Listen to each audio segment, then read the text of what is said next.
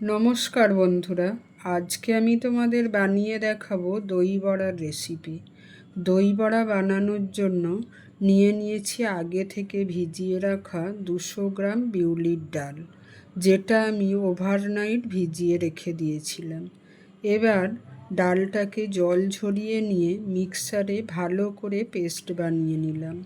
এবার একটা পাত্রে পেস্ট করা ডালটা নিয়ে ওর মধ্যে 1 চামচ নুন, 1 চামচ গোটা জিরে, হাফ চামচ মৌরি দিয়ে ভালো করে ফেটিয়ে নিলাম। ফেটিয়ে নেওয়ার পর ওভেন অন করে কড়াইতে সাদা তেল দিলাম। তেল গরম হলে তাতে পেস্ট থেকে গোল শেপে বড়ার আকারে লো ফ্লেমে ভেজে নিলাম। এইভাবে সবগুলো বড়া ভেজে নিলাম।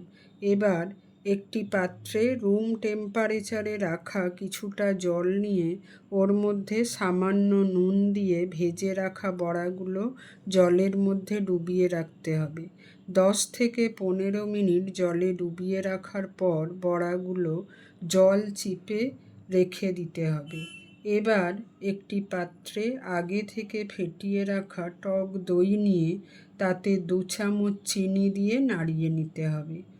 এবার ওই টক দইটা জল থেকে তুলে রাখা বড়ার মধ্যে ঢেলে 2 থেকে 3 ঘন্টার জন্য ফ্রিজে রেখে দিলাম।